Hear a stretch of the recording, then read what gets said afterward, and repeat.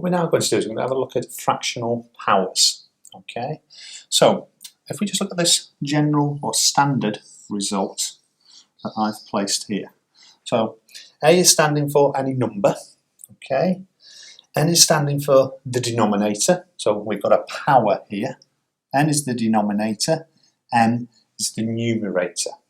So what does that actually mean is the number that's on the bottom of the fraction is the root. If this was a 2, that would be the square root. If this number here on the denominator was a 3, that would be the cube root. If it's a 4, it would be the fourth root. Now if you imagine, when you've done that bit, all this bit is just like a normal power on the top. It would then just be squared, cubed, to the power of 4. So the bit that's the key to this is if you've got a power, which is a fraction, the number on the bottom, the denominator, is the root. This bit on the top, it's still forming exactly what it would do normally. So for example, if I did 8 squared, that would mean 8 times 8. If, however, it suddenly becomes a fraction, like 4 to the power of a half, soon as they've got a denominator, that means the root. So let's have a look then at 4 to the power of a half. So if that 2 wasn't there, that would just be 4 to the power of 1. If that 1 wasn't there, it would just mean 4 squared, 4 times 4, which is 16. But because it's a fraction, it means it's a root. The 2 means it's the square root. So this is the square root of 4, and anything to the power of 1 is just the same thing. So the square root of 4 is 2. So 4 to the power of a half is 2. Let's do this next one. 16 to the power of a half. The 2 means it's the square root because it's part of a fractional power. So that's the square root of 16. And the 1 on the top means it's just then to the power of 1. Well, that makes no difference. So the answer is 4. So I've got a slightly harder one. Got a little bit more work to do here. We've definitely got a fractional power. The 3 on the bottom is the bit that I'm going to deal with first. That 3 means it's the root. So this means it's the cube root of 125. So I have done the root bit, the 3 on the bottom. All I've then got to do is once I've worked out the cube root of 125, I'm now ready to work with this 2 on the top, which just means square it.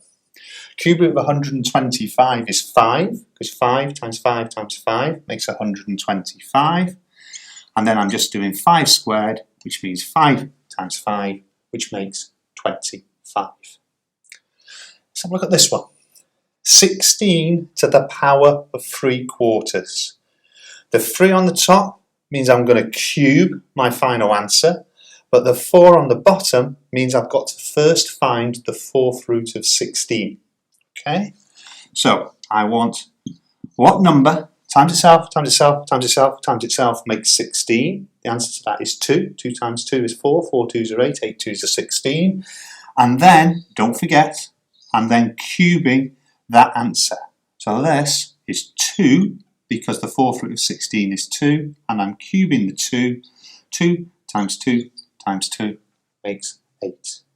And you can now deal with fractional powers. What I'm about to do next is I'm going to combine that negative power with a fractional power.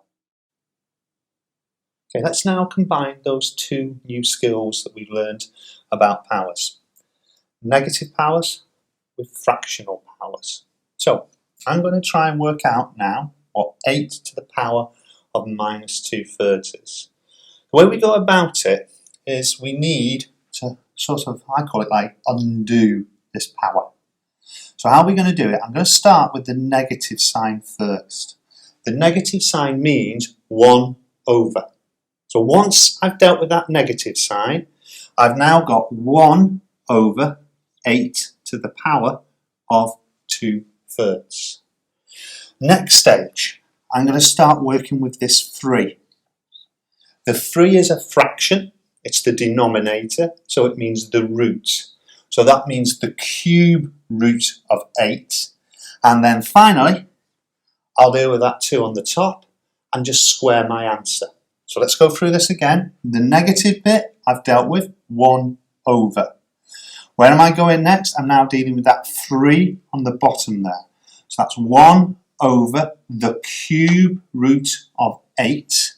And then finally, I've still got to square that answer. Cube root of 8 is 2. 2 squared is 4. So my final answer is a quarter.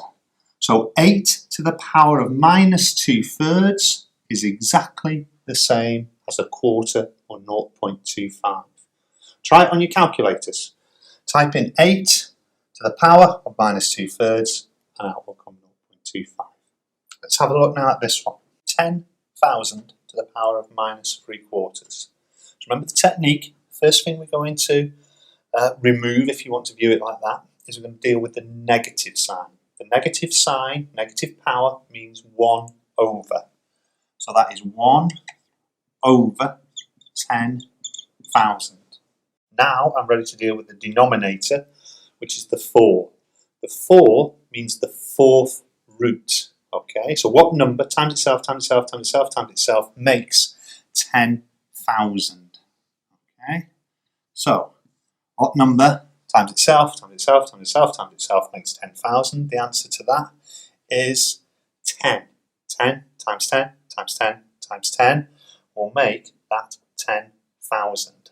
So I've now got 1 over 10, but don't forget we haven't dealt with the 3 in the numerator yet.